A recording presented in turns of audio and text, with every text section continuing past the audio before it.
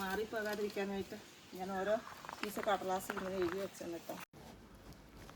Hi, അപ്പോൾ ഇന്നത്തെ നമ്മുടെ പരിപാടി എന്താണെന്നറിയാമോ? നമ്മുടെ അടുക്കളത്തോട്ടത്തിലുള്ള കുറച്ച് വെറൈറ്റി ചീരകളുണ്ടായിരുന്നേ.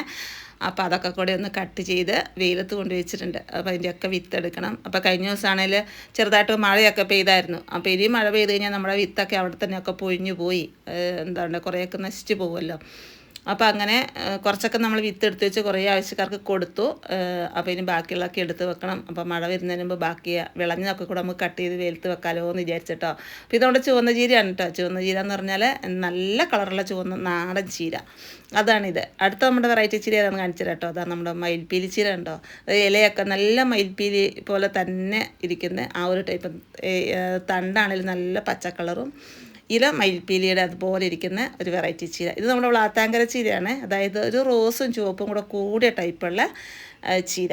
അത് നമുക്ക് കട്ട് ചെയ്തെടുക്കുകയാണെങ്കിൽ ഒരുപാട് നാൾ വിളവ് കിട്ടുന്ന ചീര കേട്ടോ ഈ വ്ളാത്താങ്കര ചീരയൊക്കെ. ഇത് നമ്മുടെ റെഡ് റോസ് ചീരയാണ്. അതായത് തണ്ട് നല്ല റോസ് കളറും ഇലയാണ് ചുവന്ന കളറൊക്കെ ആയിട്ട്. അത് ഞാൻ ഇലകളൊക്കെ ഒന്ന് കളഞ്ഞ് റെഡിയാക്കാനായിട്ട് ആയ ചീരയാണ് ഈ റെഡ് റോസ് ചീര.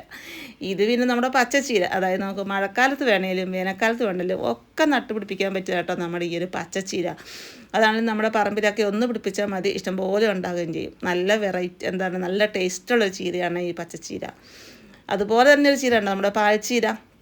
തണ്ട് നല്ല വെള്ള കളറായിരിക്കും, ഇല പച്ച കളറുമായിരിക്കും കേട്ടോ. അത് നല്ല ടേസ്റ്റാണ് കേട്ടോ. നമ്മൾ അരിഞ്ഞൊക്കെ വെക്കുമ്പോഴേ ഈ പച്ചയും വെള്ളയും കൂടെ ഇടകലർന്നൊക്കെ നമ്മൾ തോരൻ വെക്കാനൊക്കെ അരിഞ്ഞിട്ട് കഴിയുമ്പോൾ നല്ല രസമാണ് കാണാനൊക്കെ ആണെങ്കിൽ.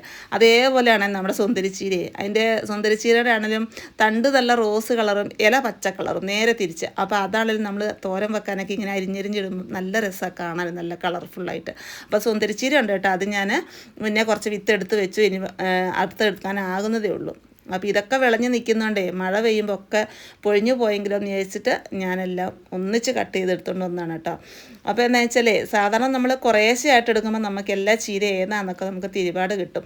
ഇതിപ്പം ഞാൻ എല്ലാം കൂടി ഒന്നിച്ച് കട്ട് ചെയ്ത് ഇങ്ങനെ കൊണ്ടുവച്ചുകൊണ്ടേ നമ്മുടെ വ്ളാത്താങ്കര ചീരയാണേലും റെഡ് റോസ് ചീരയാണേലും നമ്മുടെ നാടൻ ചീര ചുവന്ന ചീരയാണേലും ഒക്കെ ഉണങ്ങിക്കഴിയുമ്പം ഏകദേശം ഒരുപോലെ ഇരിക്കും. അതുകൊണ്ട് ഞാൻ എന്താ ചെയ്യാന്ന് വെച്ചാൽ ഇതുപോലെ ഒരു വെള്ളക്കടലാസിൽ എല്ലാ ചീരയുടെയും പേര് എഴുതിയിട്ടേ അതാത് ചീരയുടെ അടുത്ത് വെക്കും. അപ്പം പിന്നെ നമുക്കത് റെഡിയാക്കുന്ന സമയത്ത് ബുദ്ധിമുട്ടില്ലല്ലോ എന്ന് വിചാരിച്ചിട്ട് അങ്ങനെ എടുത്തുകൊണ്ട് വെക്കും. അതുകൊണ്ട് എളുപ്പമാണ്. ഇത് കണ്ടില്ലേ നമ്മുടെ പാൽച്ചീരയുടെ ഒക്കെ വിത്ത് ഏകദേശം ഉണങ്ങിയതുകൊണ്ട് നമ്മളൊന്നിങ്ങനെ കുടയുമ്പോഴത്തേക്കും തന്നെ വിത്തുകൾ ഇങ്ങനെ വീഴുന്നുണ്ടോ.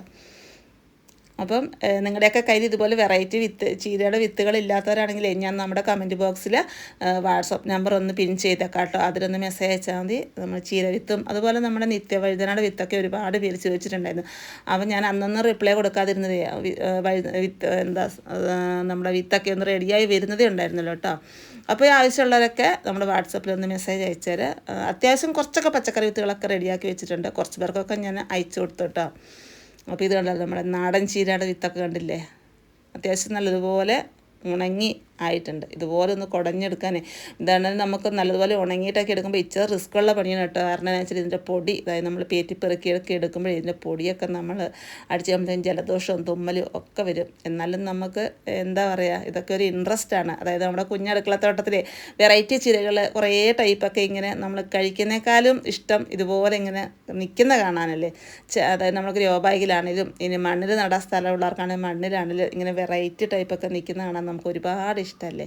അപ്പോൾ ഇതൊക്കെയാണ് കേട്ടോ നമ്മുടെ എന്താ പറയുക കുഞ്ഞടുക്കളത്തോട്ടത്തിലെ നമ്മുടെ വെറൈറ്റി ചീരകൾ. പിന്നെ നമ്മുടെ എന്താ പറയുക പൊന്നാങ്കണ്ണി ചീര ഉണ്ട് കേട്ടോ. അതിന് പിന്നെ നമുക്ക് വിത്ത് എടുക്കേണ്ട ആവശ്യമൊന്നുമില്ല. അതൊക്കെ നമുക്ക് തണ്ട് മുറിച്ചിട്ടേ നമുക്ക് ഗ്രോ ബാഗിലോ മണ്ണിലോ ഒക്കെ നട്ടുപിടിപ്പിക്കാവുന്നതാണ് നമ്മുടെ പൊന്നാങ്കണ്ണി ചീര. അതും ഉണ്ട് കേട്ടോ നമുക്ക്. അപ്പോൾ ഇതൊക്കെയാണ് എൻ്റെ അടുക്കളത്തോട്ടത്തിലുള്ള നമ്മുടെ വെറൈറ്റി ചീരകളെ. ഇഷ്ടമായാലേ നമ്മുടെ വീഡിയോയൊക്കെ ഒന്ന് ലൈക്ക് ചെയ്തിട്ടും ചാനലൊന്ന് സബ്സ്ക്രൈബും ചെയ്യണം കേട്ടോ.